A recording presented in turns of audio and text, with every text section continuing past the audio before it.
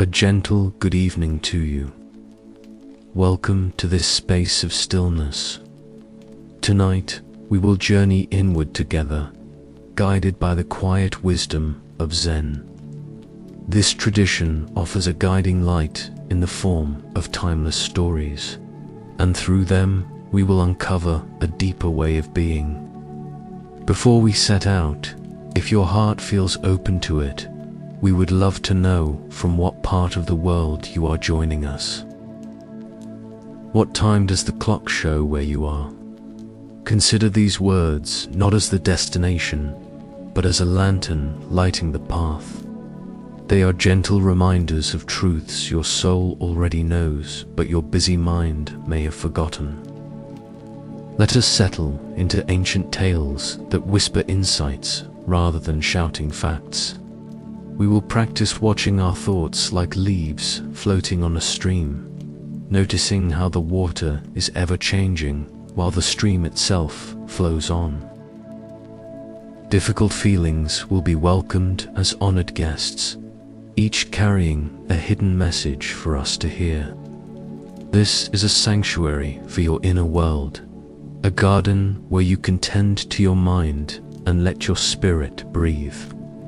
In this space, you have permission to simply exist, allowing these words to be a soft current carrying you home to yourself. The answers you seek are not outside, but are quiet seeds already planted within you. Our time together is simply to water them. If this space feels like coming home, consider subscribing so you can always find your way back to this quiet harbor.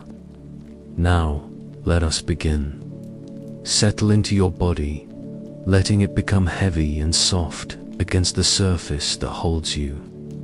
Allow the story of your day to dissolve, releasing its grip on your attention. Let your jaw go slack, your forehead smooth out, and your hands rest open. Take a slow, cleansing breath in, imagining it gathering all the scattered parts of you. As you breathe out, feel everything soften and settle. There is nothing to achieve here. There is only being, and you are already doing it perfectly. The silent river, welcoming the mental flow. In a quiet monastery nestled between green hills, lived a young monk named Kato. His mind was always busy, filled with questions, doubts, and endless chatter that left him feeling exhausted. He tried to stop his thoughts, to force them into silence, but the more he fought, the louder they became. He felt like a man trying to dam a powerful river with his bare hands, only to be swept away by the current again and again. One afternoon, he approached his teacher, the old master Kenji, who was sitting peacefully by a flowing river. Kato confessed his struggle, his voice heavy with frustration. He explained how he battled his own mind every day, seeking a stillness that seemed impossible to find.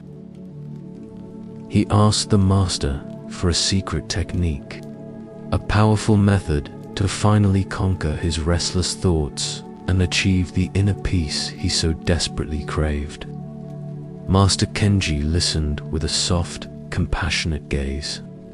He did not offer a complex solution or a secret mantra. Instead, he pointed to the river flowing before them. "Look at the water, Kato," he said. "It moves constantly, yet the riverbed remains still. The water does not fight its own flow. It simply is. Your thoughts are like this water. They are not your enemy. They are simply the natural energy of your mind." He continued, explaining that suffering does not come from the thoughts themselves, but from our struggle against them. We believe we must stop the river, but our task is simply to sit on the bank and watch it flow. We can learn to observe the thoughts as they arise, pass by, and disappear, without getting carried away by them. This is the beginning of true freedom, the Master explained. It is not about silencing the mind, but about finding the silence that is already present beneath the noise. Let us try this now, Kenji invited. Close your eyes and bring your attention to your breath. Feel the gentle rise and fall of your abdomen. This is your anchor. This is your riverbank. As thoughts appear, do not push them away or follow them. Simply notice them, as if they were leaves floating down the river. A thought of the past, a worry about the future. Just watch it come and watch it go, always returning to the gentle rhythm of your breath. Kato sat with his master, and for the first time, he did not fight his mind. He watched his thoughts like clouds drifting across an endless sky. There was a thought of his childhood, then a plan for tomorrow, then a feeling of doubt. He labeled each one gently in his mind, thinking, and then he returned to his breath. He realized the thoughts were not him. He was the sky, vast and unchanging, and the thoughts were merely passing weather. The practice is not to have an empty mind, but an open one. It is a gentle allowing, a compassionate acceptance of whatever is present. As we practice this, we discover a deep stillness that was there all along, hidden beneath the surface of the mental stream. It is the stillness of the riverbed, the quiet presence of the sky. It is the peace of our own true nature, which is always available to us when we stop struggling. As we continue our journey tonight, let this image of the river guide you. There is no need to control your thoughts. Simply allow them to flow. Your only task is to rest on the riverbank, anchored by the steady, quiet rhythm of your own breath. This is the practice of mindfulness. It is not something to achieve, but a way of being, a gentle return to the peace that is already here. The great master Thich Nhat Hanh once said, "Sit by a river. The river is inside you, and you are the river. When you can be with the river, you can be with yourself." This is the art of resting. This is the path to serenity. There is no need to go anywhere or do anything. The peace you seek is flowing within you at this very moment. Allow yourself to feel this inner river now, the gentle current of your breath, the steady presence of your body, the vast open space of your awareness. You are not the fleeting thoughts or the passing emotions. You are the silent, witnessing presence in which everything arises and dissolves. Rest here. This is your home. This is enough. The cracked teacup, embracing imperfection. In a small pottery studio filled with the earthy scent of clay, a young student named Akari was polishing her favorite creation. It was a delicate teacup, perfectly symmetrical, glazed in a shade of blue that reminded her of the morning sky. She had spent weeks working on it, and it represented her finest work. As she held it up to the light, her hand slipped for just a moment, and the cup fell to the stone floor. A thin, dark crack now ran down its side, shattering her vision of perfection. Akari's heart sank. Tears welled in her eyes as she looked at the fractured piece. It felt ruined, a symbol of her failure. All the joy she had felt in its creation was replaced by a deep sense of loss and disappointment. Her teacher, an old woman named Emi, with hands weathered by decades of working with clay, came over quietly. She saw the broken cup and the student's distress, and her eyes filled not with pity, but with a gentle understanding. She picked up the cracked cup and held it with reverence. "Ah, now its story has truly begun," EMI said softly. Akari looked at her, confused. "But it is broken," she replied, her voice trembling. "It is imperfect." EMI smiled, a warm and reassuring expression. "It is not broken," she explained. "It has been changed. The crack does not take away its beauty, it adds to it. It tells a story of what it has been through. This is the heart of wabi-sabi." EMI explained that in their tradition, they often mend broken pottery with gold, a practice called kintsugi. The cracks are not hidden but highlighted, celebrated as part of the object's history. "This," she said, "is a lesson for our own hearts. We spend so much energy trying to be perfect, to remain unbroken. But life inevitably brings cracks.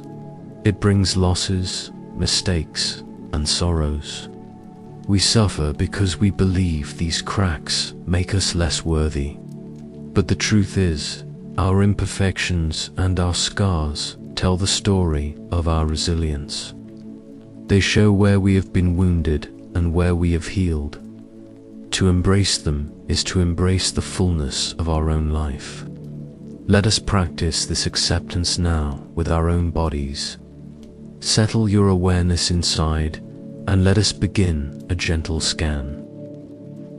Bring your attention to your feet, noticing any sensations there: warmth, coolness, tingling, or pressure. There is no need to change what you find. Simply notice it with a kind and gentle curiosity. Allow your awareness to slowly travel up through your legs, your hips, and your torso. Are there areas of tension? Are there areas of ease? Each sensation is a part of your story right now.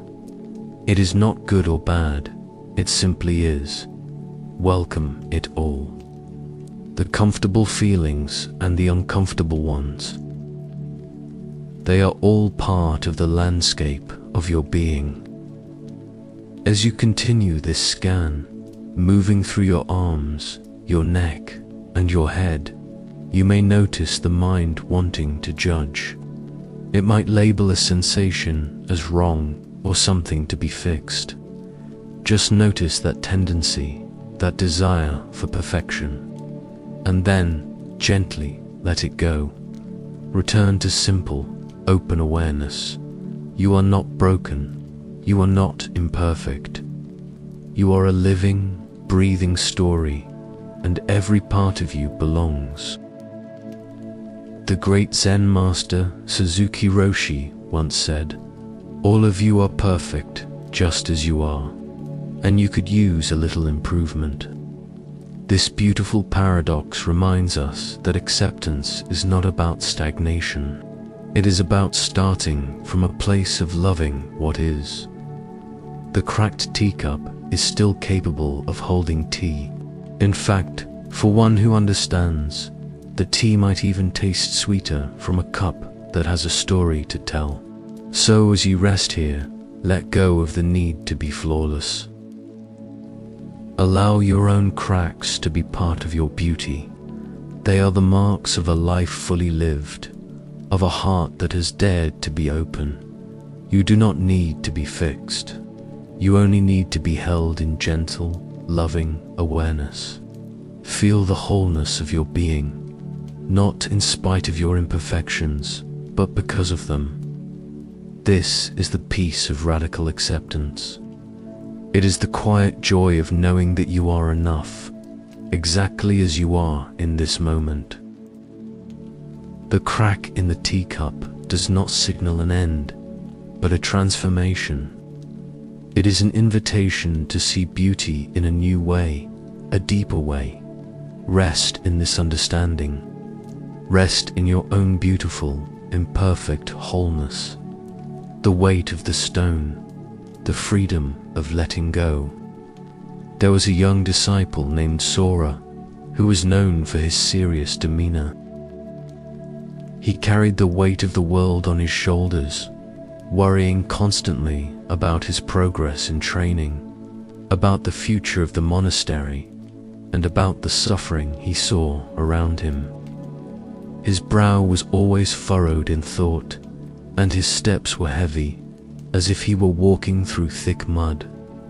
His mind was a tangled knot of anxieties that he could not seem to undo.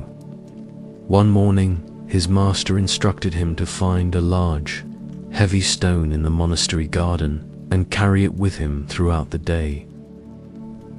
Sora, ever obedient, found a stone that was smooth but dense, a significant burden to hold. He carried it in his arms as he walked, held it in his lap as he meditated, and placed it beside him as he ate. By midday, his arms ached and his back was sore. The physical weight of the stone was becoming unbearable. He approached his master, his breath short from the effort. "Master," he said, "I do not understand this task. This stone is so heavy, it is making everything difficult. Why must I carry it?" The master looked at him with a knowing smile. "The stone is heavy, isn't it?" he asked. "Now, put it down." Sora immediately let the stone fall to the ground with a loud thud. A wave of relief washed over him as the tension in his muscles released. "This stone," the master explained, "is like the worries you carry in your mind. You pick them up and hold on to them so tightly, believing you must. You carry them with you everywhere, and they make your journey heavy and painful. You become so accustomed to the burden that you forget you have the power to simply put it down. The suffering comes not from the existence of the worries, but from your decision to carry them. Let us practice putting down our own stones. Bring to mind something that is weighing on you. It could be a small concern or a large anxiety. Do not get lost in the story of it. Just feel its emotional weight in your body. Now, imagine yourself standing by a gentle, flowing river. See a large, green leaf floating near the bank. Mentally, place this worry onto the leaf. Watch as you release your grip on it. You are not pushing it away or fighting with it. You are making a conscious choice to no longer carry it. See the leaf being caught by the current, slowly, gracefully, drifting away from you. Follow it with your eyes until it disappears around a bend in the river. Feel the lightness that comes with this release. You can do this with any worry at any time. The power to let go is always with you. This is the principle of non-attachment. It is not a cold detachment or a lack of caring. It is the wisdom to understand that clinging to thoughts, outcomes, and expectations is the source of our suffering. We suffer because we try to hold on to things that are by nature meant to flow, like water in a river. Letting go is an act of profound love for ourselves. It is an act of trust in the flow of life. The wise teacher Ajahn Chah spoke of this with simple clarity. He said, "If you let go a little, you will have a little peace. If you let go a lot, you will have a lot of peace. If you let go completely, you will have complete peace." The choice of how much peace we experience is ours in every moment. It depends entirely on our willingness to unclench the fist of the mind and let things be as they are. Feel the truth of this in your body. Notice if you are holding tension anywhere. Are you clenching your jaw? Are your shoulders tight? These are the physical manifestations of clinging. With your next exhale, consciously soften these areas. Let go of the physical grip. As you do, you may find that the mental grip loosens as well. Each breath out is an opportunity to release, to soften, to let go just a little more. As you continue to rest, know that you do not need to carry the weight of the world. You do not need to solve all your problems tonight. For now, your only task is to rest, to allow yourself to be unburdened. The ground is perfectly capable of holding the stone. The river is perfectly capable of carrying the leaf, and you are perfectly capable of letting go. Rest in this freedom, the echo in the valley, the power of our intentions. A young boy, full of restless energy, was exploring the mountains with his father. They came upon a vast, silent valley. The boy, feeling a surge of frustration for no particular reason, shouted out into the emptiness, "I hate you." To his surprise, a voice from across the valley immediately shouted back, "I hate you." Startled, the boy turned to his father and asked who was shouting back at him. His father, a wise man, just smiled. The father told his son to try shouting something different. The boy, feeling a little braver now, cupped his hands around his mouth and yelled, "You are wonderful." Instantly, the voice from the valley returned the same message, "You are wonderful." The boy was amazed. His father explained that this is how life works. What we send out into the world is what comes back to us. The world is an echo of our own actions and intentions. This simple story reveals the profound teaching of karma. Karma is not a system of cosmic reward and punishment. It is the natural law of cause and effect. Our intentions, words, and actions are seeds that we plant. If we plant seeds of anger, frustration, and judgment, we will harvest a world that feels hostile and difficult.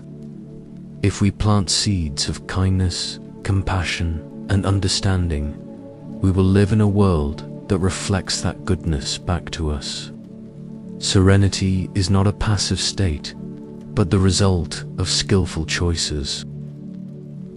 Rationality, in the Zen sense, is not about cold logic, but about seeing this law of cause and effect clearly and acting in ways that lead to peace for ourselves and for others.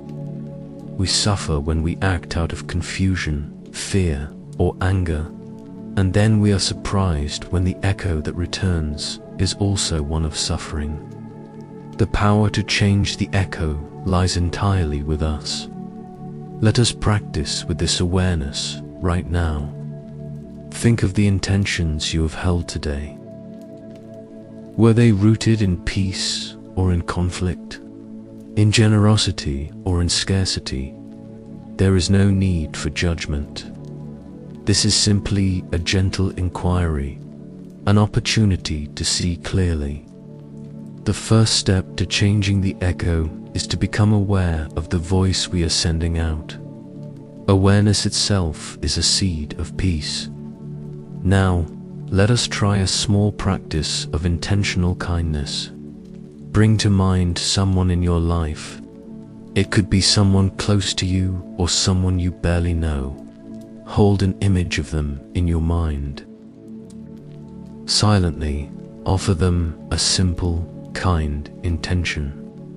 May you be happy. May you be peaceful. May you be free from suffering. Feel the quality of this intention in your own heart. Notice how the act of sending out peace creates a feeling of peace within you. This is how we cultivate a serene life, moment by moment, intention by intention. We choose the seeds we want to plant. We choose the echo we want to hear. It is not about controlling the world outside, but about tending to the garden of our own mind and heart. When our inner world is peaceful, the outer world begins to reflect that peace back to us in surprising ways. The Buddha taught this with great clarity. He said, "What you think, you become. What you feel, you attract. What you imagine, you create." Our thoughts are not harmless, passing things. They are creative forces. They are the origin of the world we experience. This is not meant to be a burden, but an empowerment. It means we have the agency to shape our reality. As you lie here, feel the power you hold. The power to choose your next thought. The power to cultivate a kind intention. You can choose to send a message of love into the valley of your life. You can choose to listen for the echo of peace. This is the path of a rational and serene existence. It begins with the simple, profound recognition that our inner world creates our outer world. Rest in this quiet power. Know that with every gentle thought, with every compassionate intention, you are sending a beautiful sound into the world. And life, like a faithful echo, will send that beauty right back to you. Trust in this law. Trust in your own capacity for goodness. And allow the echo of peace to settle deep within you as you drift toward sleep. The empty boat, not taking things personally. A Zen master loved to meditate in his small boat on the lake. One afternoon, he closed his eyes and settled into a deep, peaceful state. Suddenly, he felt a sharp jolt as another boat crashed into his own. A surge of anger rose within him. He opened his eyes, ready to shout at the careless person who had disturbed his peace. But when he looked, he saw that the other boat was empty. It had simply come loose from its moorings and drifted with the current. In that instant, his anger vanished completely. There was no one to blame. There was no one to be angry at. It was just an event, an empty boat. He laughed at himself, at how quickly his mind had created a story of blame and personal offense. He realized that his anger was not caused by the other boat, but by his own reaction to it. From that day on, if anyone tried to insult or provoke him, he would simply smile and say, "The empty boat has arrived." This story points to one of the most liberating Zen teachings, anatta, or not self. It reminds us that most of the things that upset us are like that empty boat. We take events personally that have nothing to do with us. Someone is rude in traffic, a colleague is in a bad mood, a plan gets cancelled. We immediately create a story in which we are the victim, the target of the offense. This story is the source of our suffering. The practice is to learn to see the empty boats all around us. When a strong emotion like anger or hurt arises, we can pause and ask ourselves, is there really someone in that boat, or has it just drifted into me? Most of the time, the actions of others are a reflection of their own inner state, their own suffering, their own loose moorings. They are not about us. Seeing this clearly allows our anger to dissolve, just as the masters did. Let us try a practice to create some space from our reactions. As you rest here, thoughts will naturally arise. Instead of getting caught up in them, you can try gently labeling them. When a thought appears, you can say to yourself, thinking, you are not judging the thought or analyzing it. You are simply acknowledging its presence as a mental event, like a cloud passing in the sky. This creates a small gap between you and the thought. In that gap, there is freedom. In that gap, you can choose not to board the empty boat. You can choose not to get swept away by the story of personal offense. You become the witness, the calm observer on the shore, rather than the person being tossed about by the waves of reaction. The thought is there, the feeling is there, but it is not you. It is just an event passing through your awareness. This does not mean we become passive or allow others to harm us. It means we act from a place of clarity and wisdom, not from blind reaction. We can still set boundaries, speak our truth, or take necessary action. But we do so with a calm heart, free from the poison of anger and resentment. We respond to the situation rather than reacting to the story our mind has created about it. A Zen proverb says, "If you are patient in one moment of anger, you will escape 100 days of sorrow." This patience is born from the wisdom of the empty boat. It is the pause we take before we react. It is the moment we ask, is this truly personal, or is this just the weather of the world, an impersonal event drifting by? That single moment of questioning can change everything. So as you drift deeper into relaxation, give yourself permission not to take things so personally. Let the boats of others drift by. They are not your cargo to carry. Your peace is too precious to be disturbed by an empty vessel. When you feel the jolt of an old reaction, the familiar sting of hurt or anger, you can smile to yourself and whisper, "Ah, the empty boat."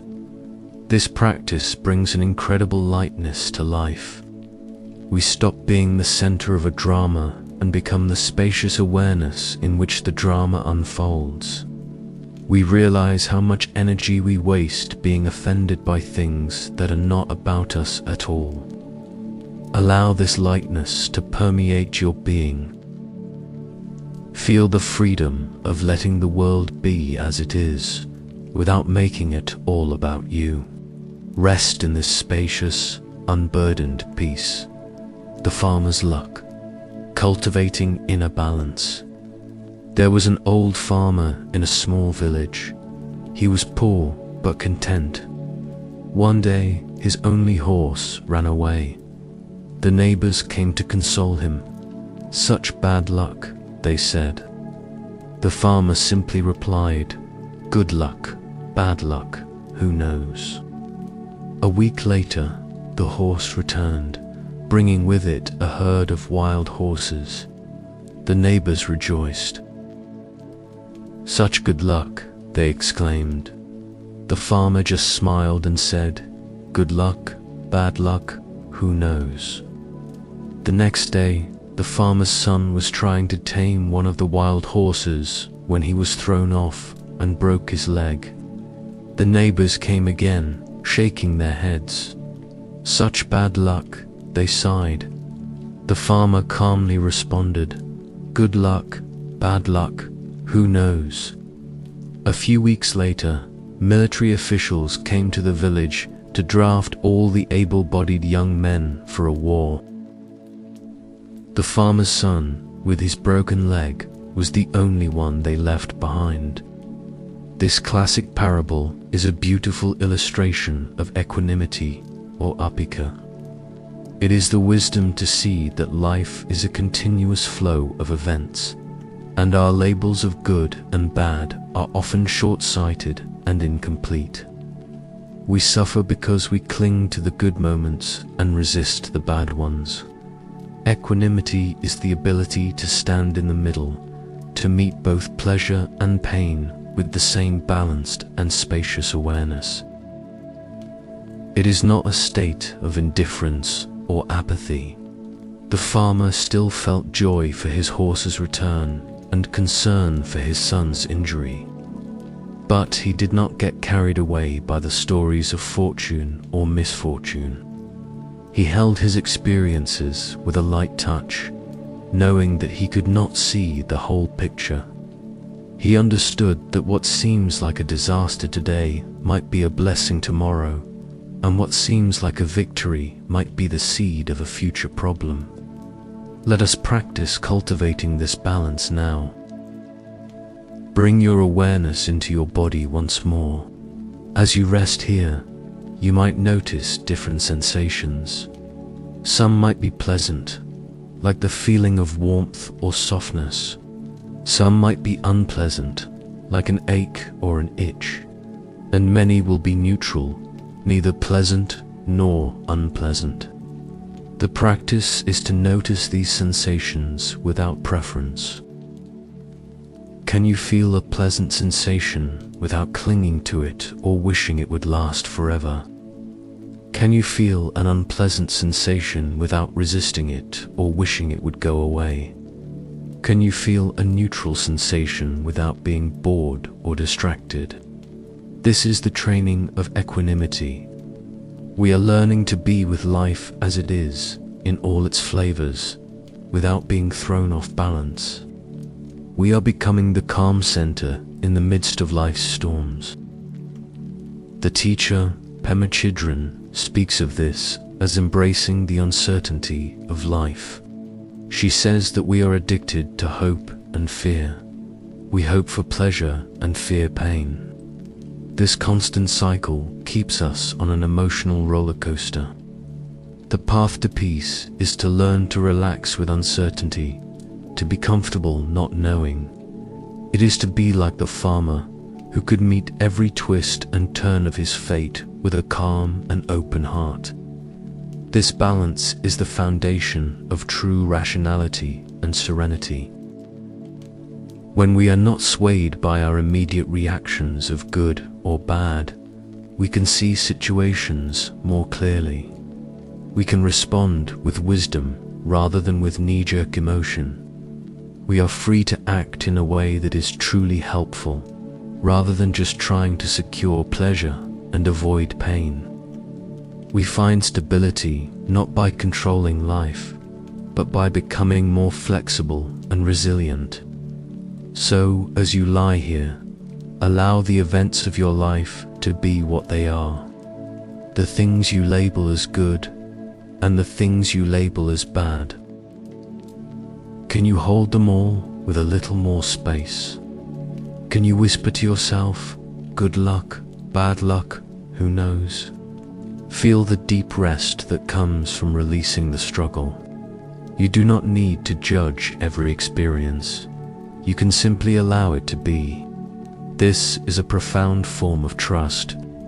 It is trust in the unfolding of life, even when it does not match our plans. It is trust in our own ability to meet whatever comes with grace and courage. Let this trust settle into your bones. Let the wisdom of the farmer be your guide. Rest in the quiet, unshakable balance of your own heart. The master's tea, the wisdom of an open mind. A respected university scholar who had studied many books on Zen, traveled to visit a famous master. When he arrived, he immediately began to speak of all his knowledge, explaining the intricate philosophies he had learned, quoting ancient texts, and sharing his own theories. He talked and talked, eager to display his intellectual understanding and impress the master. The master listened patiently. After some time, he said, "Let us have some tea." He prepared the tea ceremony with graceful, deliberate movements. When the tea was ready, he took the scholar's cup and began to pour. He filled the cup to the brim, but he did not stop. The tea overflowed, spilling onto the saucer and then onto the table. The scholar watched in astonishment and finally cried out, "Stop! The cup is full. No more will go in." The master stopped pouring and looked at the scholar. "Like this cup," he said gently, "you are full of your own opinions and speculations. How can I show you Zen unless you first empty your cup?" The scholar was humbled. He suddenly realized that his mind, so proud of its knowledge, was completely closed to any new experience. He had come to learn, but he had left no room to receive. This story teaches us about Shoshin, or beginner's mind. It is a mind that is open, eager, and free of preconceptions. In the beginner's mind, there are many possibilities. In the expert's mind, there are few.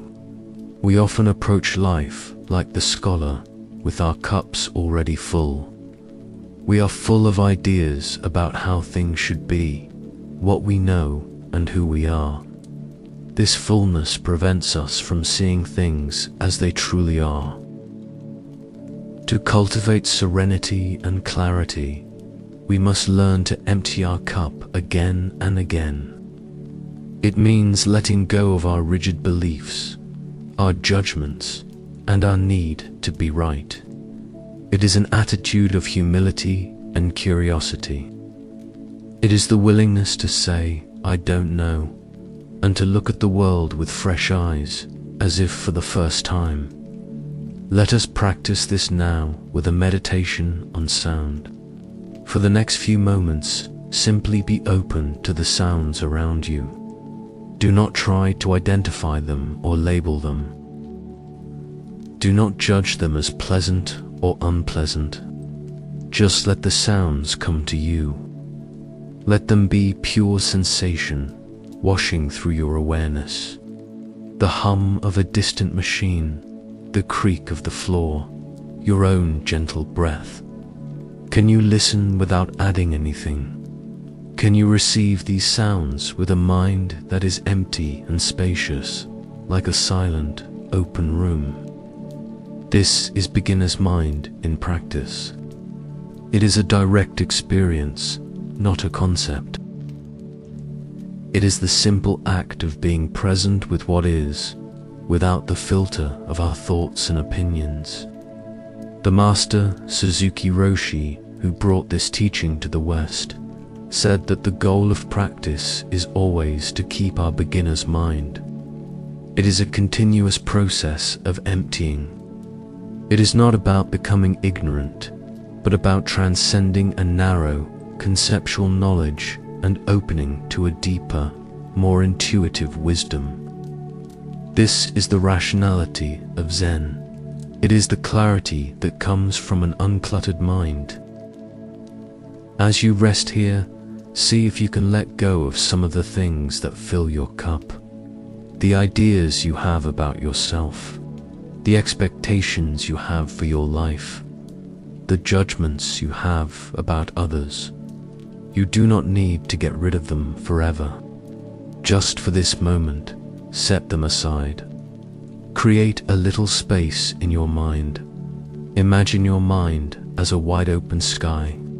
The thoughts, beliefs, and opinions are just clouds passing through. They are not the sky itself.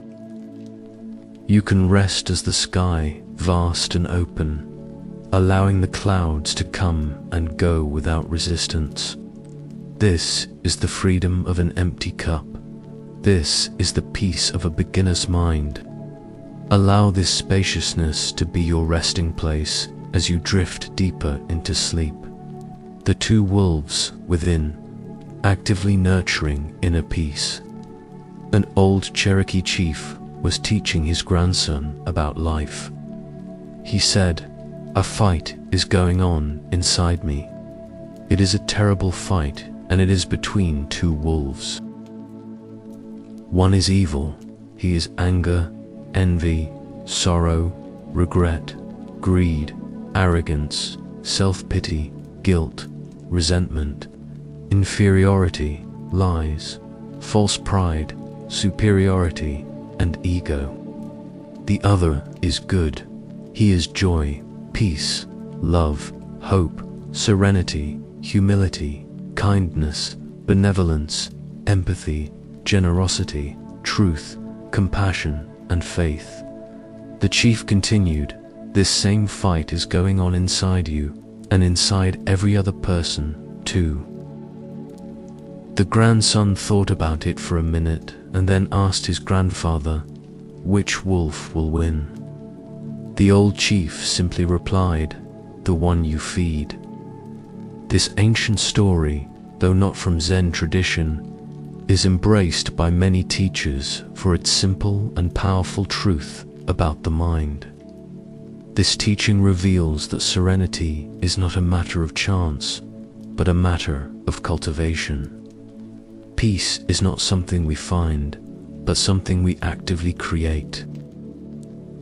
Within us, there are seeds of all qualities, the seeds of anger and the seeds of compassion, the seeds of fear and the seeds of courage. Our experience of life depends entirely on which seeds we choose to water each day. We are the gardeners of our own hearts. Suffering arises when we unconsciously feed the wolf of negativity. We do this by dwelling on resentments, rehearsing old grievances, and indulging in fearful fantasies. We feed it with our attention. Whatever we place our attention on grows stronger. If we focus on what is wrong with the world, our experience will be one of frustration and despair. If we focus on what is beautiful and good, our experience will be one of joy and gratitude. Let us practice feeding the good wolf right now with the practice of metta, or loving kindness. Bring your attention to your heart center. Imagine a soft, warm light in your chest. With your breath, let this light grow a little brighter. Now, silently offer yourself a kind phrase. May I be happy. May I be healthy. May I live with ease. Repeat this phrase gently, letting the feeling of kindness permeate your being. Now, bring to mind someone you love, someone who makes you smile. Hold their image in your mind and extend this same wish to them. May you be happy. May you be healthy. May you live with ease. Feel the genuine wish for their well-being radiating from your heart. Notice how the act of giving kindness also feels nourishing to you. You are feeding the good wolf in both of you. This is a rational and powerful practice. It is not wishful thinking. It is a direct training of the mind and heart. We are intentionally activating the neural pathways of compassion and connection, making them stronger and more accessible. Each time we do this, we are choosing which wolf to feed. We are taking responsibility for the climate of our own mind. A Zen master might say that our mind is like a garden. If we do not actively plant flowers, weeds will grow all by themselves. Anger, jealousy, and fear are the weeds. They require no effort. Peace, compassion, and joy are the flowers. They require conscious intention and care. We must choose to plant them, water them, and give them sunlight. As you rest here, be aware of this choice. In any moment, you can shift your attention. If you find yourself lost in a negative thought pattern, feeding the wolf of sorrow, you can gently recognize it and choose to place your attention elsewhere. You can focus on the feeling of your breath, on a memory of kindness, or on a simple sensation in your body. This is not suppression, it is skillful redirection. Know that your capacity for peace is far greater than your capacity for turmoil. The good wolf is your true nature. The other is just a visitor, a hungry ghost that only has power if you feed it. So, Let your final thoughts before sleep be ones of nourishment for what is best in you. May you be peaceful. May you be at ease. Let this gentle intention be the last thing you feed your mind tonight. The moon in the water, discerning reality from perception. A Zen master named Dogen was walking with his student on a clear night. They came to a pond where the full moon was perfectly reflected on the still surface of the water. The student was enchanted. "Look, master," he exclaimed. "I can see the moon so clearly. I could almost reach in and touch it." He knelt down and plunged his hand into the water, trying to grasp the shimmering disk of light. Of course, the moment he touched the water, the image shattered into 100 ripples. The student looked up, disappointed. "The moon is gone," he said sadly. The master pointed up to the sky. "The moon was never in the water," he said. "It has been there in the sky all along. What you were trying to grasp was only a reflection. You were chasing a beautiful illusion, and in doing so, you disturbed the very water that allowed you to see it. Do not mistake the reflection for the reality." This story teaches us a crucial lesson about the nature of our minds.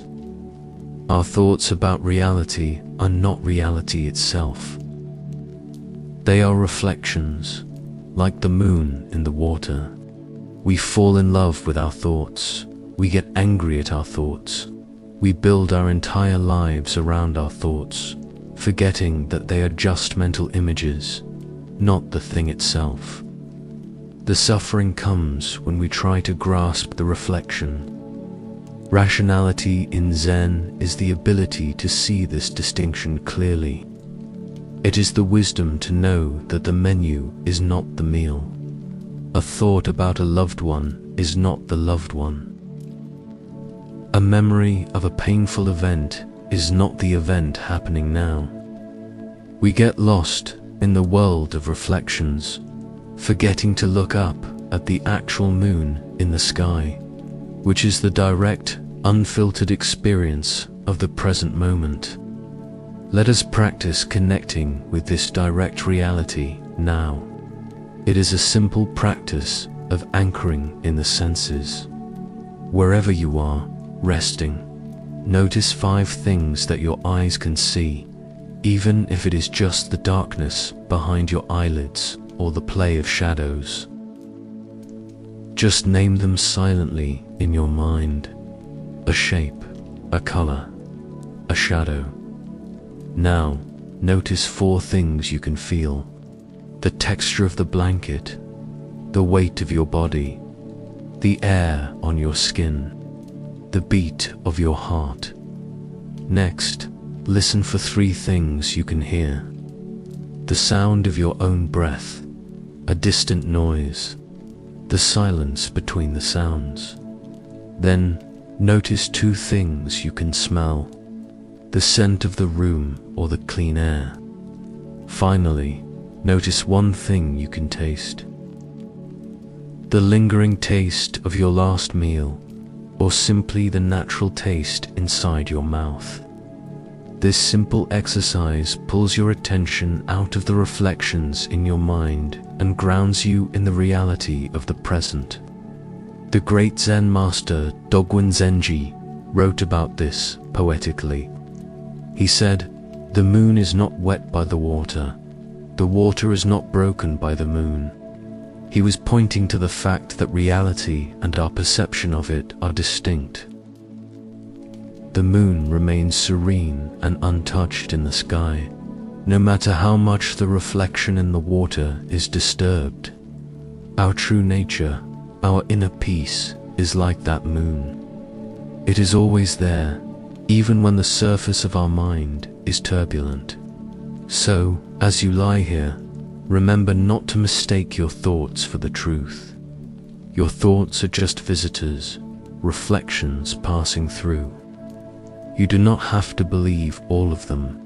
You do not have to grasp at the pleasant ones or fight with the unpleasant ones.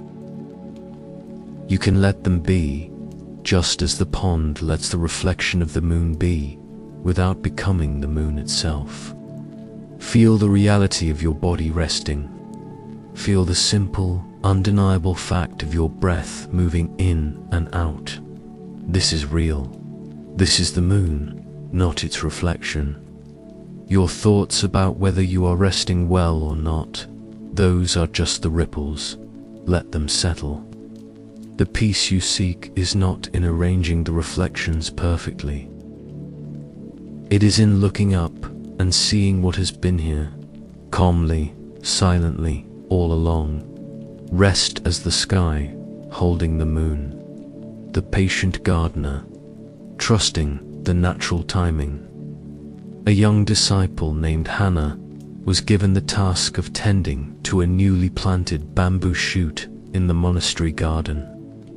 She was diligent and eager, watering it every day, ensuring it had enough sunlight and protecting it from weeds. But weeks turned into months, and the shoot barely seemed to grow. Hannah became incredibly impatient, visiting it multiple times a day, measuring its height, and feeling frustrated by the lack of visible progress. She began to doubt her abilities as a gardener and even the vitality of the plant itself. One day, her master saw her sighing beside the small green shoot. "What troubles you, Hannah?" he asked. She confessed her impatience, explaining that she felt her efforts were for nothing. The bamboo refused to grow. The master smiled and told her a story about the nature of this particular bamboo. For the first few years, he explained, this bamboo dedicates all its energy to what you cannot see. It is growing a vast, intricate network of roots deep within the earth. This underground foundation is what will give it the strength to grow tall. Then, when the roots are ready, something amazing happens. In just a few weeks, it will shoot up, growing dozens of feet into the sky. Its sudden, spectacular growth is only possible because of the long, patient, invisible work that came before. Your inner growth is just like this bamboo, the master continued. You water the seeds of practice with your meditation, your mindfulness, your kindness. You may not see dramatic results for a long time. It can feel like nothing is happening. But beneath the surface, your roots of wisdom and compassion are growing stronger, deeper. You are building the foundation. You cannot rush this process. Serenity comes from trusting this invisible work. Let us connect with this sense of trust through the breath. Bring your attention to the natural rhythm of your breathing. Do not try to change it, control it, or improve it in any way. Simply allow it to be as it is. Your body knows how to breathe. It has been breathing you your entire life. Can you trust this natural intelligence? Can you rest in the simple, effortless flow of air moving in and out? This is a deep practice of letting go of control. Our minds are often like Hannah, wanting to see results, wanting to manage everything, wanting to speed things up. The breath teaches us a different way. It teaches us to allow, to trust, and to be patient. Each breath is a reminder that the most essential processes of life happen all by themselves, without our conscious effort. We just need to create the space for them to unfold. The beloved teacher, Thich Nhat Hanh, taught that patience is a form of love. When you are patient with your garden, you are showing it love. When you are patient with yourself, you are practicing self-compassion. You are acknowledging that growth has its own timing, its own intelligence. You are honoring the invisible work that is happening within you, even when you cannot see it. So as you rest here, release the need to measure your progress. Let go of the impatience to be somewhere other than where you are. You are exactly where you need to be. The roots of your practice are growing. Every moment of quiet awareness, every conscious breath, every gentle return from distraction is a drop of water for your inner bamboo. The growth is happening. There is no need to strive or struggle. Trust the process. Trust the patient, unseen work that is happening in the fertile soil of your being. Imagine your own roots of peace and resilience spreading deep into the earth, creating a foundation of unshakable strength. This is the source of true and lasting serenity. Rest in this quiet confidence. The flowers will bloom when it is their time. The bamboo will reach for the sky when it is ready. Your only task is to keep tending to the garden, patiently, lovingly, and with unwavering trust in the natural unfolding of your own beautiful life. The sound of one hand. Wisdom beyond logical thought. There was a great Zen master named Hokuin, who was known for revitalizing the use of koans in practice.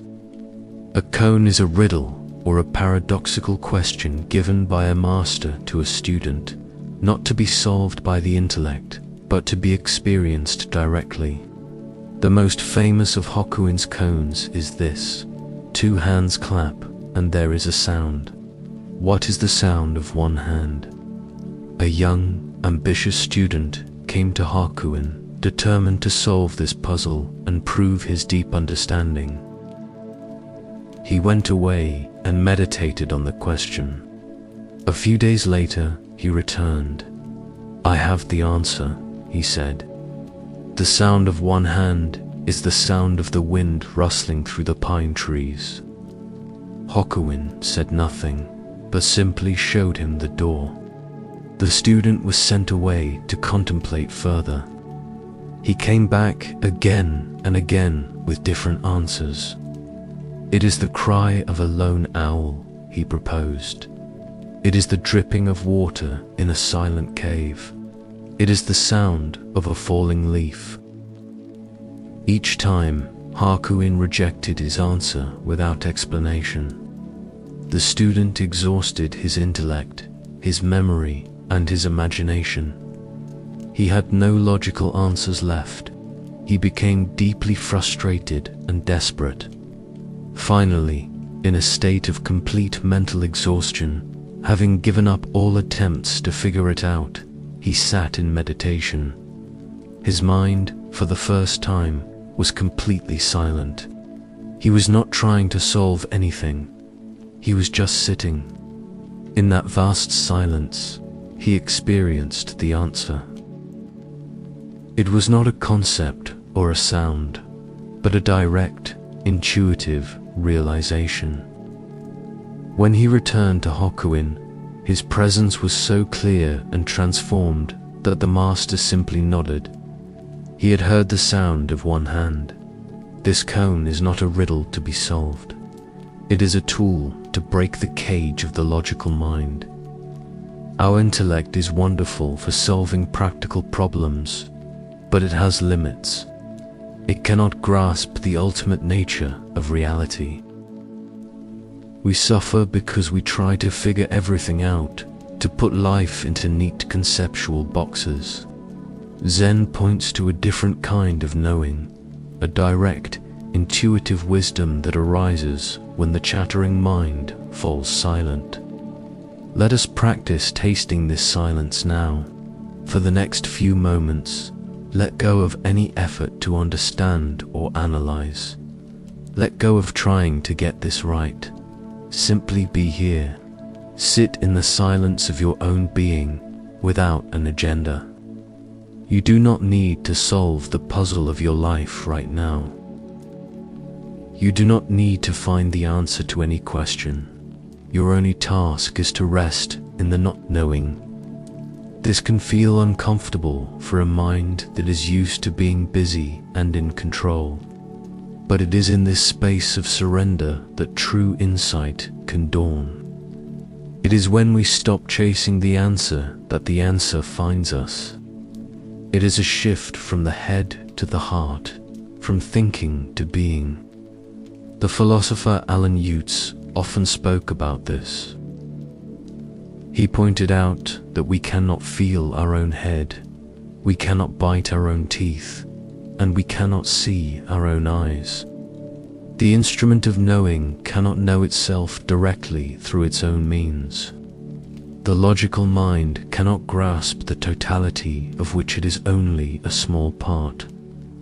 To do so, we must step into a broader, more inclusive awareness. So, as you rest here, invite your logical mind to take a well-deserved break. It has worked hard.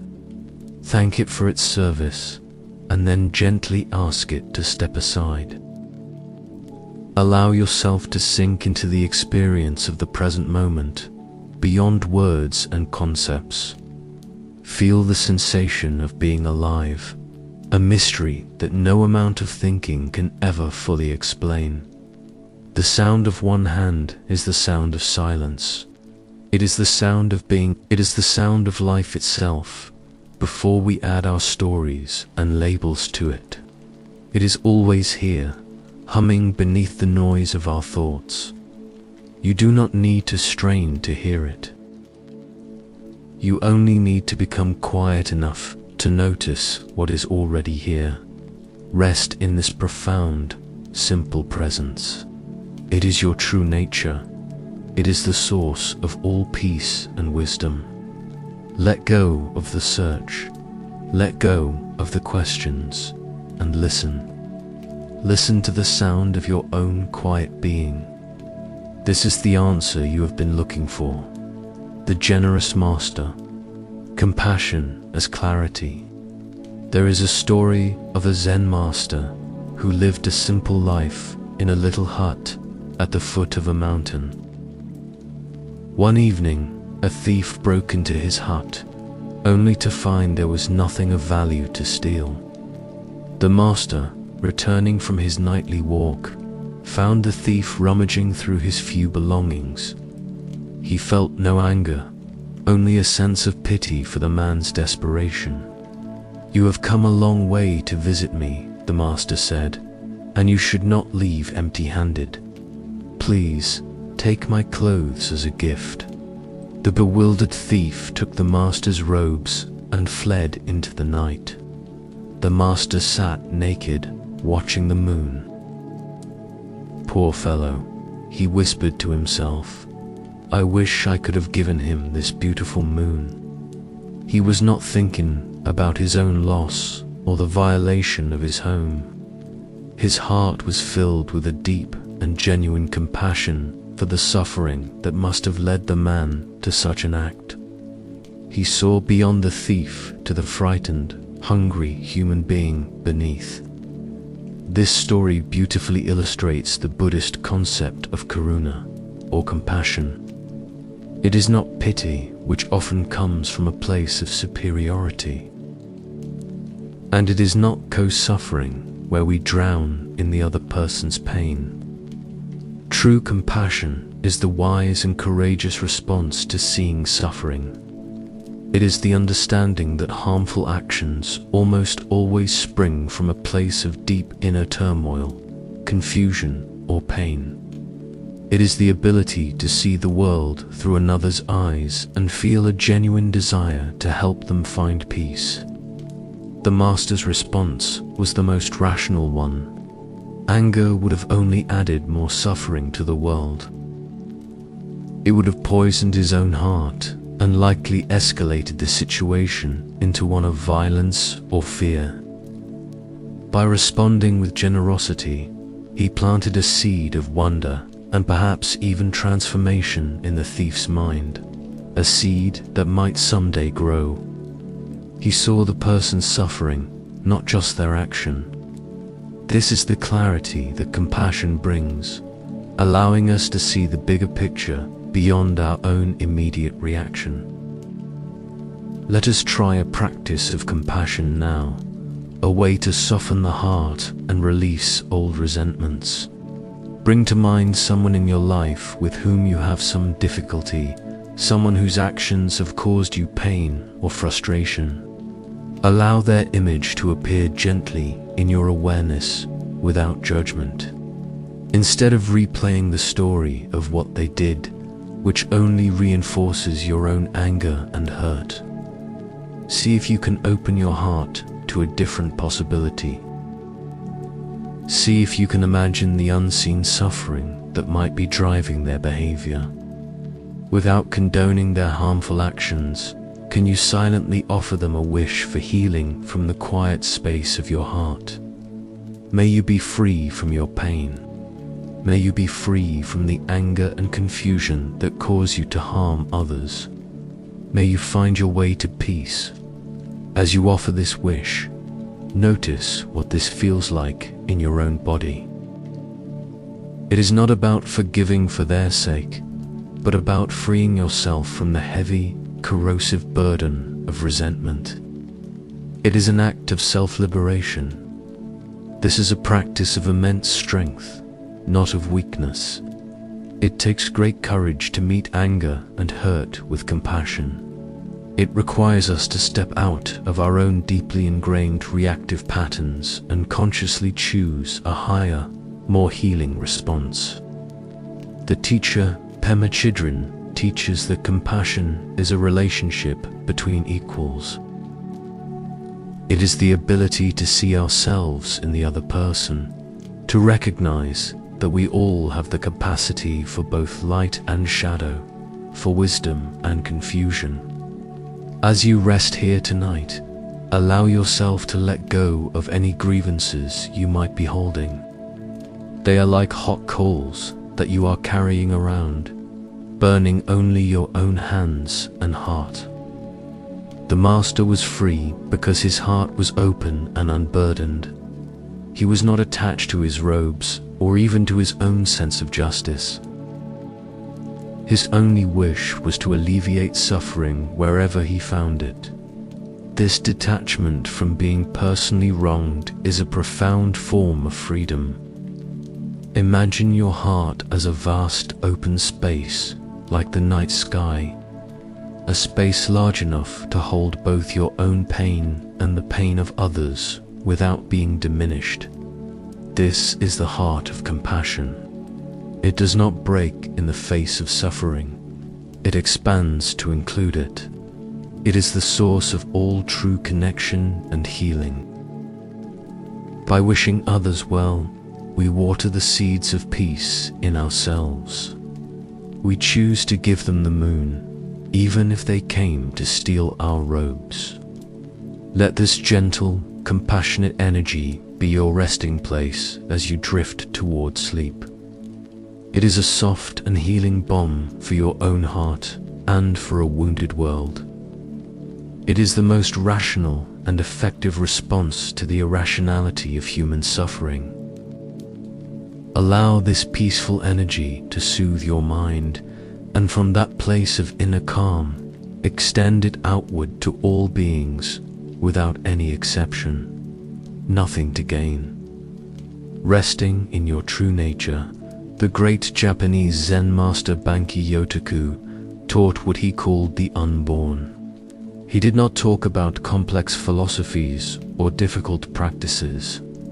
When people came to him with their problems, a woman with a quick temper, a man filled with anxiety, he would point them back to their original state. He would say that their true mind, the unborn mind, was never angry or anxious.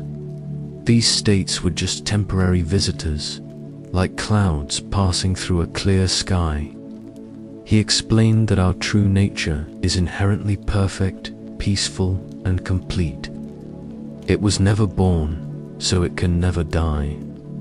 It is the silent, aware presence that is experiencing this moment right now. Peace is not something you need to acquire, achieve, or work for through years of effort. It is what you are underneath all the layers of conditioning, thoughts, and emotions.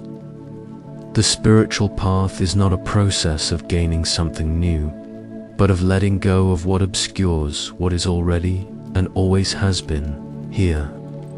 We suffer because we believe we are our problems. We identify with our anger, our sadness, our fear. We think to ourselves, I am an angry person, or I am anxious. Banki would say, no, your unborn mind is simply watching the anger arise. The anger is an event that you experience. It is not the totality of who you are. By seeing this clearly, you can stop feeding the anger with your identification and your stories, and it will naturally dissolve back into the emptiness from which it came. This is a radical and liberating teaching, a profound shortcut to peace. It means you can stop striving so hard. You can let go of the exhausting project of trying to become a better person, a more enlightened person, a more peaceful person. You are already all of those things in your essence. The work is simply to notice and release the habits of mind that make you forget your true nature. It is a path of subtraction, not of addition. It is an undoing. Let us try a practice of this now, a deep and restful practice of non-doing. For the next few moments, give yourself permission to drop all techniques. Let go of the effort to watch your breath. Let go of the effort to label your thoughts. Let go of the effort to feel a certain way, whether peaceful or relaxed. Simply rest. Rest is the awareness in which everything is happening. Be the silent, open space in which all sensations, sounds, and thoughts appear and disappear. This can be challenging because we are so accustomed to doing, fixing, and managing. But see if you can trust this process of surrender.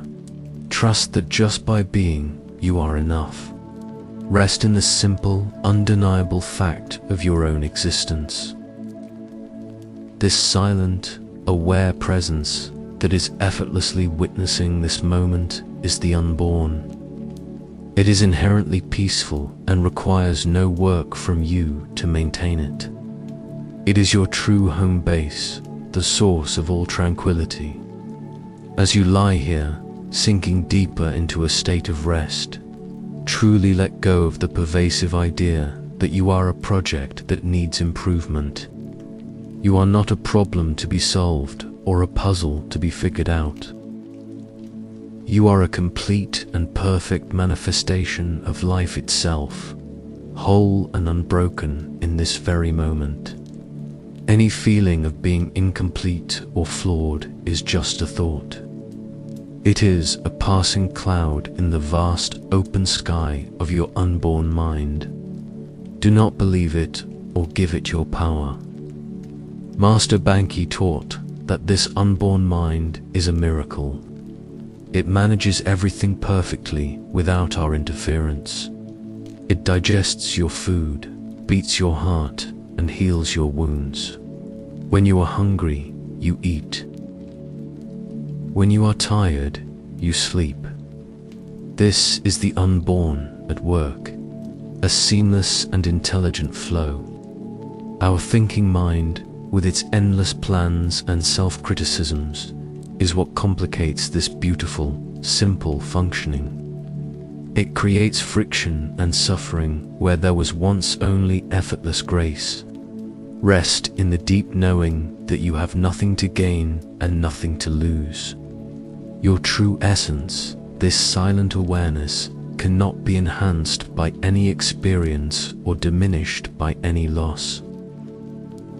It is timeless, spacious, and utterly free. This is the ultimate, unshakable peace. It is not dependent on circumstances being just right. It is not something that can be given to you or ever taken away from you. It is simply what you are at your very core. Let this profound realization be your final resting place tonight. Settle into the peace that requires no effort. Abide in the wholeness that was never broken. Recognize the silent, loving awareness that is your true self. Allow yourself to dissolve into this magnificent, peaceful reality. There is nothing more you need to do. Simply rest in the ongoing miracle of the unborn, walking in the here and now, presence in every action. A young student, earnest and dedicated, approached his Zen master with a pressing question. "Master," he asked, "I practice meditation every morning for an hour, but how can I carry this peace with me throughout the day? My mind becomes scattered with work, chores, and conversations. The stillness I find on the cushion disappears as soon as I stand up. How can I practice Zen all day long in the midst of my ordinary life?" The master, who was sweeping the temple steps with slow, deliberate strokes, paused his work. He looked at the student with a gentle and direct gaze, his eyes full of quiet understanding. "When you walk, just walk. When you eat, just eat. When you sweep, just sweep. Do not let your mind wander to the past or the future. Give your entire attention to the task at hand, whatever it may be. In this way, every moment of your life becomes your meditation. There is no separation." The student was a little disappointed by this response. He was secretly hoping for a special technique, a powerful mantra, or a complex visualization that he could use. The master's advice seemed far too simple, too ordinary to be the key to constant peace. But, trusting his teacher, he decided to try. The next day, as he ate his morning rice, he focused all his attention on the experience. He noticed the texture of the grains, the subtle flavor, the warmth of the bowl in his hands. He noticed the constant urge of his mind to drift away, and he gently, without judgment, brought it back. He soon found that this simple act of paying full attention transformed the most mundane activities into something rich and profound. When he walked across the courtyard, he felt the distinct contact of his feet on the cool stone path, the gentle movement of the air against his skin, and the vibrant sights and sounds of the garden. He was not just moving from one place to another in a hurry. He was fully alive and present in each and every step. His day was no longer a series of tasks to be completed, but a continuous, flowing stream of present moment experiences. This is the very essence of mindfulness integrated into daily life. It is the subtle but powerful art of bringing our whole being to whatever we are doing at the moment. We so often live in our heads, with our bodies on a kind of autopilot, while our minds are lost in elaborate daydreams or worries. We eat without truly tasting, walk without feeling the ground, and listen without really hearing. We are physically present, but our minds are absent. This absence is a hidden source of deep dissatisfaction and stress. The practice is to gently close this gap between mind and body. Let us try a small taste of this right now, with an adapted walking meditation perfect for deep rest. Even as you are lying down, you can bring this same quality of embodied attention to your body. Imagine your feet resting on cool, soft earth, as if you were standing in a quiet forest clearing. Feel the imagined contact, the subtle texture of the ground, the solid and unwavering support beneath you, holding you completely. Feel the latent energy in your legs, the potential for movement held in perfect stillness. By doing this, you are bringing the focused, grounded awareness of walking into your state of rest, anchoring your mind in the physical reality of your body and letting go of scattered thoughts. Every activity, no matter how simple or repetitive, can become a gateway to this state of presence. Washing the dishes can become a meditation on the pleasant warmth of the water and the smooth, clean surface of the plates. Listening to a friend can become a practice of offering your full, undivided attention, which is one of the greatest gifts you can give. Driving a car can be a practice of being aware of the road ahead, your hands on the wheel, and the world passing by your window. There is no moment that is not a potential opportunity for practice. The great master Thich Nhat Hanh taught this with beautiful simplicity and grace. He said, "The miracle is not to walk on water. The miracle is to walk on the green earth, dwelling deeply in the present moment and feeling truly alive." Peace is not found in some far-off future or idealized state of being. It is found right here, in this step, in this breath, in this simple act of being fully present. Serenity is the natural and effortless result of showing up for our own life. So, as you rest here, remember that this state of quiet presence is always available to you at any time. It is not confined to a meditation cushion or a special, quiet place. You can bring this awareness to the simple act of breathing in bed, feeling the gentle weight of the blankets against your skin, and listening to the ambient sounds of the night. Every single moment is the right moment to come home to yourself, to be fully where you are, without wishing things were different. This is how we integrate our practice into the very fabric of our lives, weaving it into everything we do. We stop seeing meditation as a separate activity that we must find time for, and start seeing all of life as a continuous meditation. The goal is not to escape the world or rise above it, but to be more fully and lovingly engaged with it, with a heart that is open, present, and deeply at peace. Rest in this understanding. Know that every moment is a doorway to the here and now. The oak tree in the garden, the extraordinary in the ordinary. A traveling monk who had dedicated years to studying complex sutras and philosophical texts came to visit the renowned Zen master, Zhaozhou. His mind was overflowing with theories, and his shoulders were heavy with the burden of his search for truth. Full of intellectual questions, he formally asked the master, "What is the deepest, most profound meaning of Buddhism?"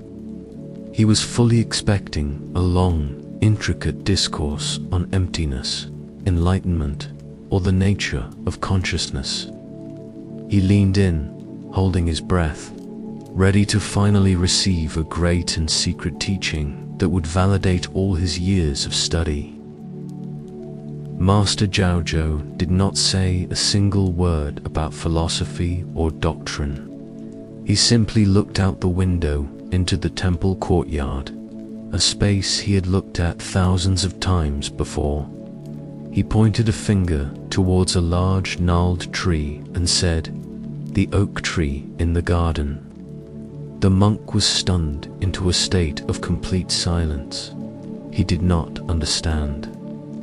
He had traveled so far and asked the ultimate question of existence, only to be given this plain, ordinary, and seemingly meaningless answer. He thought the master was mocking him or testing him in some way he could not comprehend. But Zhao Zhou's answer was not a dismissal, nor was it a clever riddle. It was the most direct and profoundly honest answer possible. He was pointing to the truth that the ultimate reality, the meaning we seek, is not found in abstract ideas, holy books, or grand conceptual frameworks. It is found right here in the simple, undeniable, tangible reality of this present moment. The truth is the oak tree. It is the cup of tea you are drinking. It is the feeling of the floor beneath your feet. It is this very breath moving in and out of your body. We so often seek the spiritual in the spectacular and the exotic. We look for profound visionary experiences, altered states of consciousness, and divine signs from above. We believe that enlightenment is something far away, a grand prize to be achieved after years of hard practice and struggle. This story gently and powerfully reminds us that we are overlooking the quiet miracle that is right in front of our eyes in every moment. We are so busy searching for the meaning of life that we forget to actually experience life itself. The ordinary is the extraordinary. Let us practice finding the extraordinary in the simple act of being here right now. Bring your awareness to the undeniable, non-conceptual fact of your own existence in this moment. Feel the physical reality of your body resting. There is warmth, there is weight, there is the gentle, rhythmic movement of your chest as you breathe. You do not need to imagine this or even think about it. It is happening, it is real. This simple, tangible experience is the oak tree in your own garden.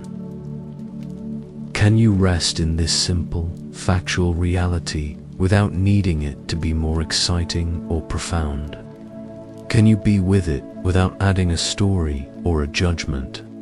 The mind might quickly say, "It is just breathing, this is boring, what is next?" But that is just another thought, another layer of abstraction over the raw, living reality. The reality is the breath itself, a quiet, constant miracle that is sustaining your life in this and every moment. To be fully present with one conscious breath is to touch the deepest meaning of Zen. There is a famous Zen saying that encapsulates this truth perfectly. Before enlightenment, chop wood, carry water. After enlightenment, chop wood, carry water. This points to the same profound realization. The goal of spiritual practice is not to escape our ordinary life or to achieve a permanent state of bliss. It is to be fully present for our life as it is. The enlightened mind finds the same quiet wonder and sacredness in chopping wood as it does in the deepest meditation. It sees the sacred woven into the fabric of the mundane. This direct seeing is the ultimate form of rationality. It is not the logic of the intellect, which dissects and categorizes, but the clear-seeing wisdom of the heart, which perceives things as they are, without the distorting filter of our seeking and desire. When we finally stop searching for something more, for a bigger or better experience, we can, at last, appreciate the incredible, quiet richness of what is already here. The simple taste of water on the tongue, the slow drift of a cloud across the sky, the distant call of a bird. These are not obstacles on the path to be transcended. They are the sacred footsteps of the path itself.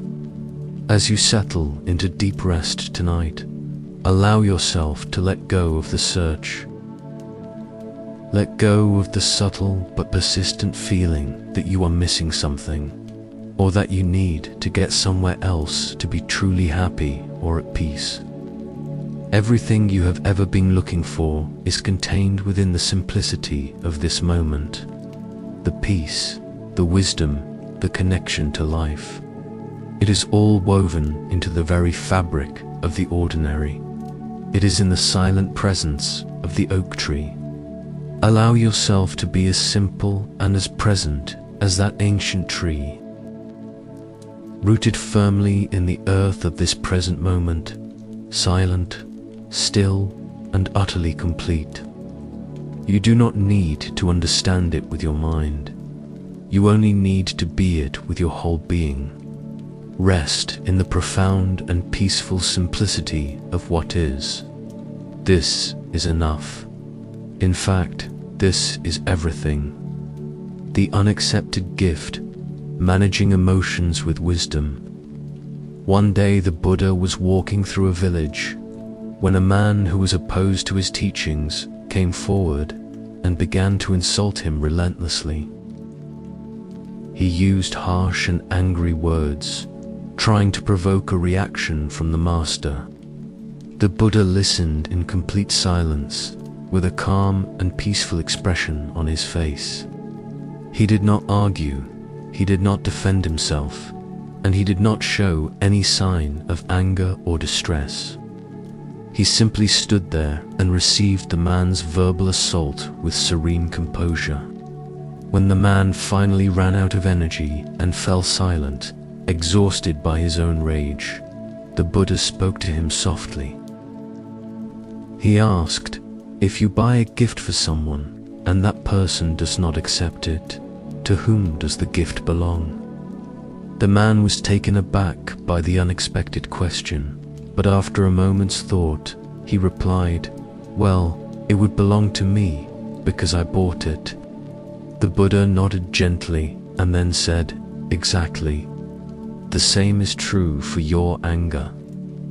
You have offered it to me, and I have chosen not to accept it." This powerful encounter teaches a profound lesson about emotional sovereignty. We are not obligated to accept the negativity that others direct toward us. We believe that when someone is angry with us, we must become angry in return, or at least feel hurt or defensive. The Buddha shows us another way. He demonstrates that we have a choice. The anger belongs to the person who is angry. It is their gift, and we can politely decline to receive it. Our inner peace is more valuable than winning an argument or proving a point. This clarity is a form of deep, practical rationality. It recognizes that engaging in another person's anger only creates more suffering for everyone involved. It is like picking up a hot coal that someone else is trying to hand to you. You are the one who gets burned. The wiser choice is to let them hold their own coal while you maintain your peace. This does not mean you are weak or passive. It means you are wise enough to protect your own well-being and not add fuel to the fire of conflict. Let's explore this with a practice of emotional recognition. As you rest here, an emotion may arise, perhaps from a memory or a thought. Instead of becoming that emotion, see if you can simply name it. If you feel a wave of sadness, you can say to yourself, "Sadness is here." If anxiety appears, you can note, "This is anxiety." This simple act of naming creates a space between you and the emotion. It allows you to see it as a temporary visitor, a passing weather pattern in the sky of your mind, rather than the sky itself. This practice is beautifully described in a poem by the Persian sage Rumi, where he speaks of the human being as a guest house. Every morning, a new arrival, a joy, a depression, a meanness. He advises us to welcome and entertain them all, even the crowd of sorrows, because each has been sent as a guide from beyond. By meeting our emotions with this open, curious awareness, we learn not to be controlled by them. We become the host of the guest house, not the fleeting guests themselves. Being the host means you are the calm, steady presence that holds the space for these visitors. You are not responsible for their drama, only for keeping the house.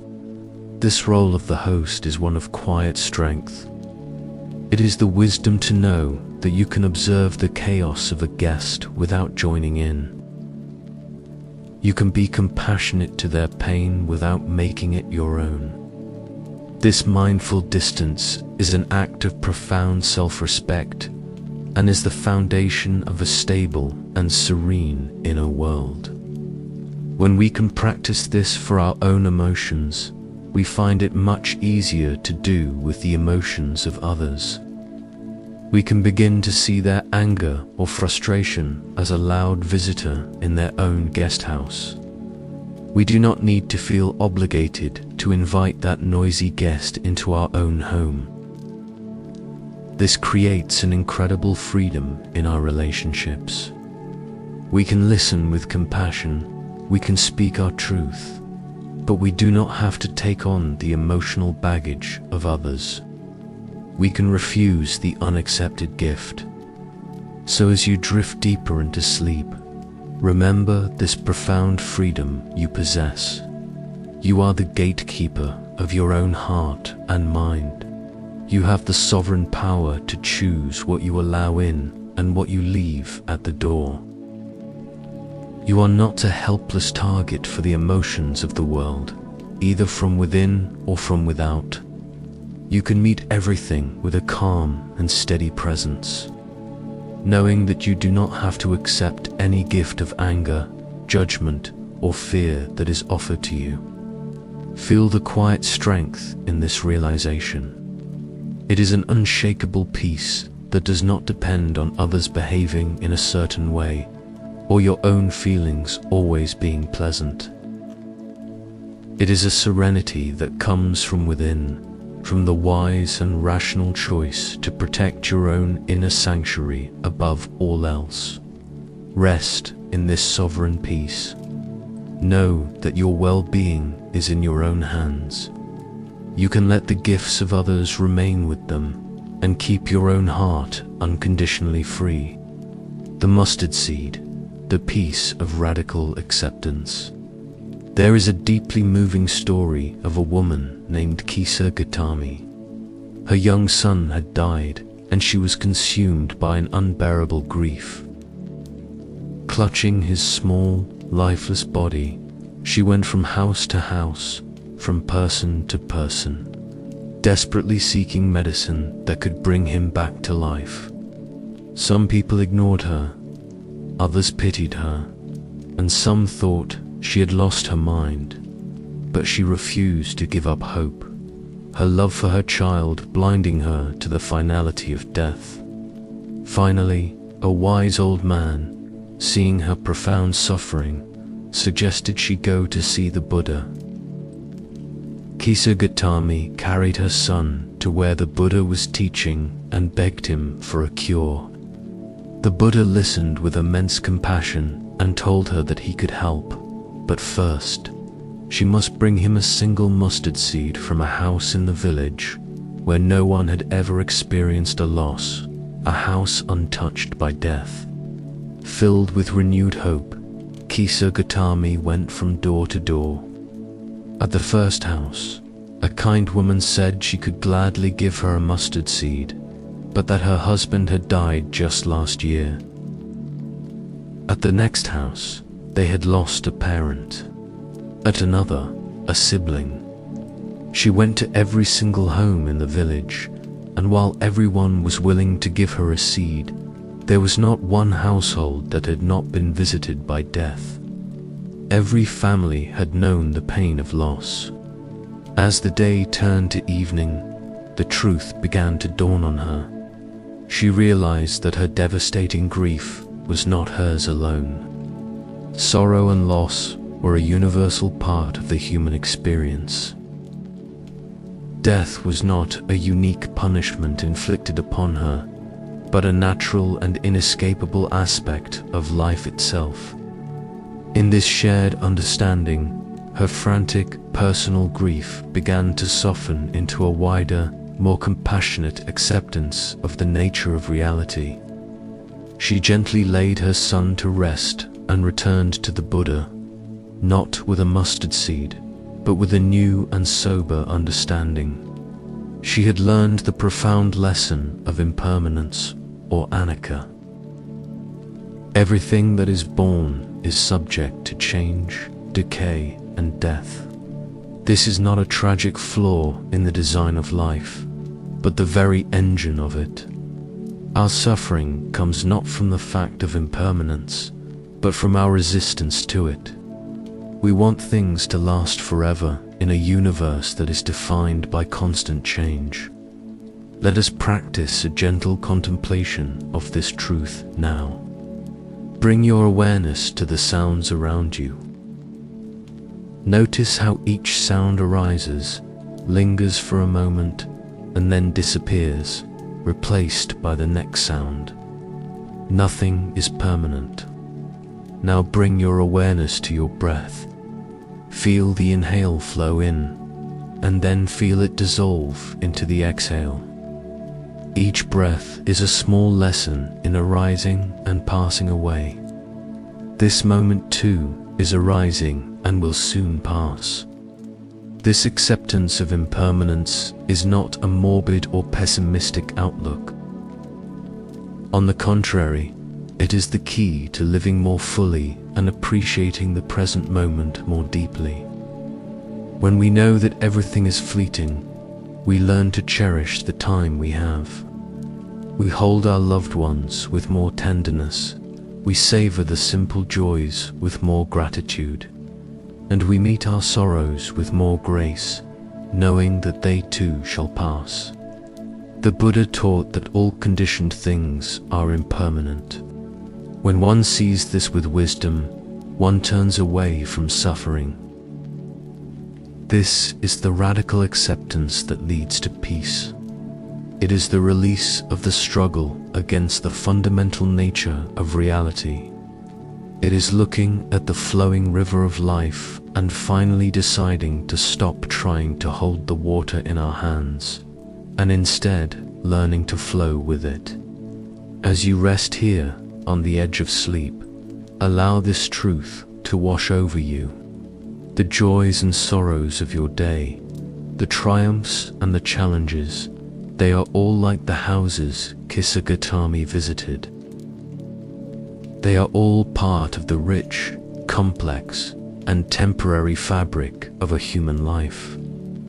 By accepting this flow, you can find a peace that is not dependent on things staying the same. Let go of your grip on yesterday. Let go of your plans for tomorrow. Rest in the simple, profound truth of this moment. Like Kisargotami, you can find a deep and abiding peace, not by changing the world, but by changing your relationship to it. Rest in the wisdom that comes from embracing all of life, its beauty and its pain, with a calm and open heart. The fullness of a single breath. Everything is contained in the now. A wealthy merchant, whose life was a constant flurry of activity, felt a deep and nagging sense of emptiness despite all his worldly success. He heard tales of a wise hermit who lived high in the mountains and was said to possess the secret to lasting peace. The merchant left his business behind and journeyed for many days to find this sage. When he finally found the hermit's simple cave, he pleaded, "Wise one, please teach me the way to serenity. I am a very busy man, so please give me the quickest, most direct path you know." The hermit, a man with eyes as clear and still as the mountain sky, looked at the merchant's anxious, hurried face. He did not offer a complex philosophy or a long-term plan of arduous study. He simply said, "The path you seek is not as long as you think. It is, in fact, as close and as constant as your own breathing. The peace you so desperately search for is not waiting for you in the future after you have completed all your tasks. It is available to you in this very moment, contained entirely within the sacred space of a single conscious breath." The merchant was deeply skeptical and a little disappointed. How could something so simple, so mundane, be the ultimate answer to his profound and persistent unease? He had expected a hidden secret, a difficult challenge, a rigorous practice that would require great effort and discipline to master. The hermit simply invited him to sit down on a smooth, flat rock. "Close your eyes," he said in a soft voice, "and, for just a moment, let go of your journey, your business, and your very search for peace. Bring all of your scattered attention to the feeling of one single inhalation." The hermit then guided him with a quiet and steady voice. "Feel the air as it enters your nostrils. Notice its temperature, cool and fresh against your skin. Follow its path as it travels down and fills your lungs, gently expanding your chest and abdomen from the inside out. Notice the brief, silent pause at the very peak of the in-breath, a moment of complete fullness. This, the hermit whispered, is the fullness of receiving life. Now, with that same total attention, follow the journey of the exhalation. Feel the profound sense of release as the air leaves your body, warmer now, carrying with it all that is no longer needed. Notice the natural sense of letting go, of surrender, as your body softens and settles with the out-breath. Feel the quiet, empty pause at the very end of the exhalation before the next breath begins.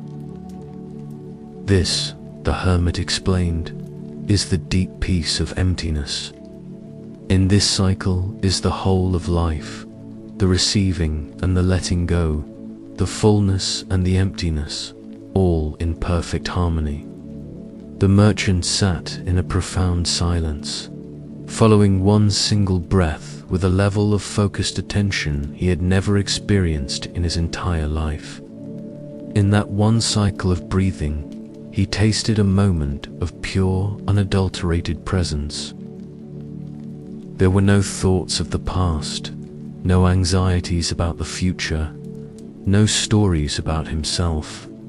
There was only the simple, undeniable, and miraculous reality of being alive.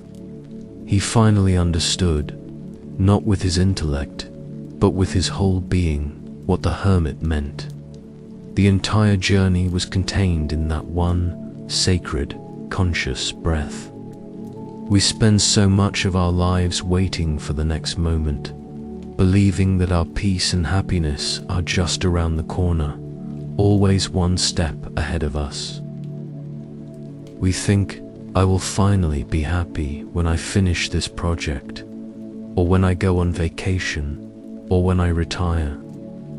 We are constantly rushing toward a future that never truly arrives, and in doing so, we completely miss the only moment we ever truly have, which is this one, right now. The present moment is not a means to an end, it is the destination itself. This is the ultimate and most direct teaching of Zen. It is a radical and loving return to the now, a homecoming to the only time that is real. Serenity is not a distant goal to be achieved, but a quiet reality to be discovered in our most immediate experience. The breath is our most faithful and reliable anchor to this reality. It is always with us, a constant, gentle, and loving reminder to come home to ourselves, to step out of the chaotic stream of thought and into the calm, safe harbor of the present. The author and teacher Jack Kornfield beautifully reminds us of this simple yet profound truth. He says that each breath we take is a new beginning, a precious chance to start over completely. With every single inhale, we can be reborn into this moment, fresh and new. With every single exhale, we can let go of all that is old, all that is heavy, and all that is unnecessary. This is not a pretty metaphor, but a direct, practical, and immediately available practice. You can begin your life anew, right now, with this next breath. Let us take one final, conscious breath together tonight, as if it were the most important thing you have ever done. Bring all of your loving awareness to the full journey of this single breath. Feel the very beginning, the middle, and the end of the inhalation. Feel the very beginning, the middle, and the end of the exhalation. In this one breath, there is life, there is peace, there is profound stillness. Everything you could ever need is right here. Our shared journey through the quiet landscapes of Zen is now coming to a gentle and peaceful close for the night. Let the stories, the images, and the lessons dissolve like mist, leaving behind only a subtle and lingering fragrance of peace in your heart. Gently bring your awareness back to the simple and profound reality of your body resting here in this space. Feel the comforting weight of the blankets upon you, the soft and solid support of the surface beneath you, and the gentle, rhythmic rising and falling of your own life-giving breath. You are here, you are safe, you are home. There is nothing more you need to do, nothing you need to figure out, and absolutely no one you need to be other than who you are right now. You are here, fully present in this moment, and that is completely and wonderfully enough. You, yourself, in your very essence, are enough. All the striving, the seeking, the worrying, and the effort can be laid down now, like a heavy coat at the door. You have full permission to simply be, without any agenda or goal. Allow this deep feeling of sufficiency to permeate every cell of your body, a healing balm of radical self-acceptance. Now, as you rest, you stand at the threshold of deep, restorative, and healing sleep. It is a sacred and mysterious gateway into a world of profound rest and cellular renewal. Give yourself fully and completely to this natural process. Trust your body's innate and ancient wisdom to carry you into the quiet depths of slumber. Let go of any remaining control, any lingering thoughts or plans, and allow yourself to drift on the gentle, irresistible currents of drowsiness. Sleep is a natural grace, a gift of life, and it is here for you now. Remember that this space of peace and clarity is always here for you, waiting patiently within. It is your own inner sanctuary, a quiet harbor that you can return to whenever the storms of life feel overwhelming or confusing. If these words and stories have resonated with your heart, we warmly and humbly invite you to subscribe, so that you may easily find your way back to this refuge whenever you need it. This is your space to cultivate stillness and reconnect with your own deep, intuitive wisdom. As you begin to truly drift away now, allow yourself one final, gentle moment of appreciation for the simple miracle of this experience. Contemplate the quiet wonder of a body that breathes itself without any command from you, a faithful heart that beats its steady rhythm without instruction, and a mind that can now, at long last, be allowed to rest completely. There is a profound and understated beauty in the simple, trusting act of letting go and allowing yourself to fall asleep. It is a fundamental act of trust in life, a graceful surrender to the quiet, powerful rhythms of the universe that hold and support you. And so, a gentle and heartfelt good night to you. May your rest be profoundly deep, and may your dreams be peaceful, spacious, and restorative. May you awaken in the morning feeling truly refreshed, renewed from the inside out, and with a heart that feels a little more spacious, open, and at peace. In this space, there are no demands and no urgencies, only this soft and gentle farewell until we meet again in our shared sanctuary of silence. Sleep well and rest deeply in the peace you so deserve.